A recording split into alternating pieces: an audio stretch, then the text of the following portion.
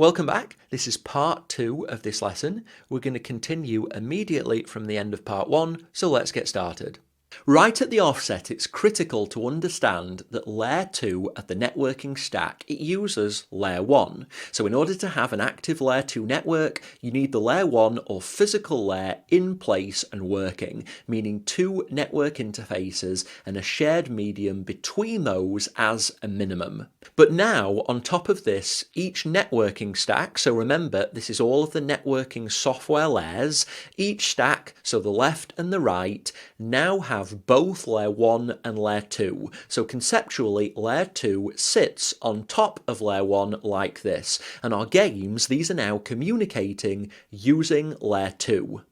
Each device, because it's layer 2, now has a MAC address, a hardware address which is owned by the network interface card on each device. So let's step through what happens now when the game on the left wants to send something to the game running on the right. Well, the left game knows the MAC address of the game on the right. Let's assume that as a starting point.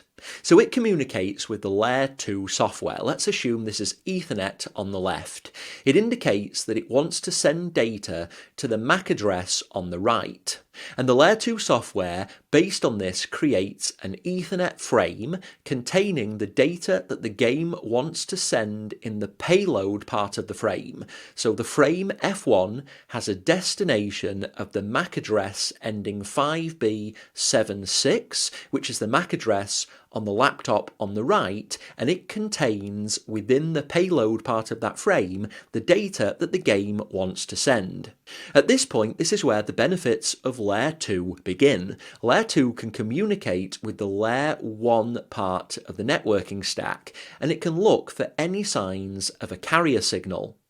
If any other device on the network were transmitting at this point, you would see the signal on the layer 1 network. So it's looking to sense a carrier, and this is the job of CSMA, which stands for Carrier Sense Multiple Access. In this case, it doesn't detect a carrier, and so it passes the frame to layer 1. Layer 1 doesn't care what the frame is, it doesn't understand the frame as anything beyond a block of data, and so it transmits this block of data onto the shared medium. On the right side, the layer 1 software receives the raw bit stream and it passes it up to its layer 2.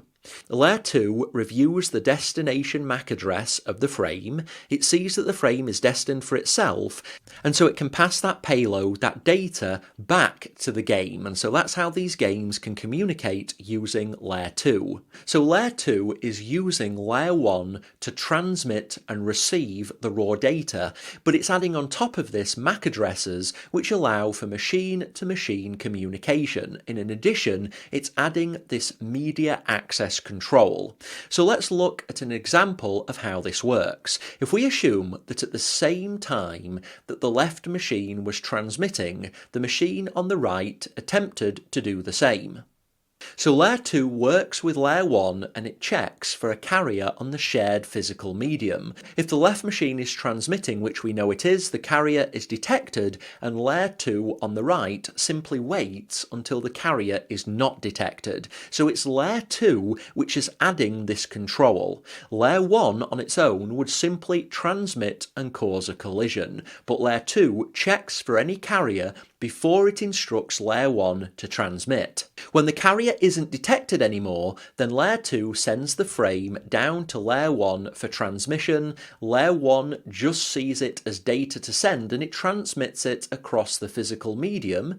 It's received at the left side device. Layer 1 sends this raw data to layer 2. It can see that it's the intended destination, and so it sends the data contained in the frame payload back to the game. Now I want to reiterate a term again which you need to remember, and that term is encapsulation. This is the process of taking some data, in this case game data, and wrapping it in something else. In this case, the game data is encapsulated inside a frame. At each side, before giving the game back its intended data, the data is de-encapsulated. The payload is extracted from the frame. So this is a concept that you need to remember, because as data passes down the OSI model, it's encapsulated in more and more different components. So the transport layer does some encapsulation, the network layer does some encapsulation, and the data link layer does some encapsulation. This is a process which you need to be comfortable with. Now, two more things which I want to cover on this screen, and the first of this is conceptually, for anything using layer 2 to communicate, they see it as layer 2 on the left is directly communicating to layer 2 on the right. Even though layer 2 is using layer 1 to perform the physical communication, anything which is using these layer 2 services has no visibility of that. That's something that's common in the OSI model. Anything below the point that you're communicating with is abstracted away. If you're using a web browser which functions at layer 7, you don't have to worry about how your data gets to the web server. It just works. So your web browser, which is running at layer 7, is communicating with a web server which is also running at layer 7. You don't have to worry about how this communication happens. The other thing which I want to cover is if in this scenario, what if both machines check for a carrier which doesn't exist, and then both layer 2s instruct their layer 1 to both transmit at the same time? This causes a collision. Now, layer 2 contains collision detection, and that's what the CD part of CSMA/CD is for. If a collision is detected, then a jam signal is sent by all of the devices which detect it, and then a random back-off occurs. The back-off is a period of time during which no device will attempt a transmission. So after this back-off period occurs, the transmission is retried. Now, because this back-off is random, hopefully it means that only one device will attempt to transmit at first, and other devices will see the carrier on the network and wait before transmitting. But if we still have a collision, then this back-off is attempted again, only now with a greater period. So over time, there's less and less likelihood that you're going to have multiple devices transmitting at the same time. So this collision detection and avoidance is essential for layer 2. It's the thing that allows multiple devices to coexist on the same layer 2 network. Okay, so let's move on. So now you have an idea about layer 2 networking. Let's revisit how our laptops are connected. In the previous example where I showed hubs, we had 4 devices connected to the same 4-port hub. Now, hubs are layer 1 devices. This means they don't understand frames in any way. They just see physical data. Essentially, they're a multi-port repeater. They just repeat any physical activity on one port to all other ports. So the top laptop sends a frame destined for the bottom laptop. The hub just sees this as raw data. It repeats this on all of the other ports, and this means all of the other laptops will receive this data, which their layer 2 software will interpret as a frame. They'll all receive this data, so this frame, they'll see that they're not the intended destination and they'll discard it. The bottom laptop will see that it is the intended destination, and its layer 2 software will pass on the data to the game. Now, hubs aren't smart, and this means that if the laptop on the right were to start transmitting at exactly the same time, then it would cause a collision, and this collision would be repeated on all of the other ports that the hub has connected. Using a layer 1 device, a hub, doesn't prevent you running a layer 2 network over the top of it, but it means that the hub doesn't understand layer 2, and so it behaves in a layer 1 way. You still have each device doing carrier sense multiple access, and so collisions should be reduced, but if multiple devices try and transmit at exactly the same time, then this will still cause collisions. What will improve this is using a switch, and a switch is a layer 2 device. It works in the same way physically as a hub, but it understands layer 2 and so provides significant advantages. Let's review how this changes things. To keep things simple, let's keep the same design, only now we have a switch in the middle.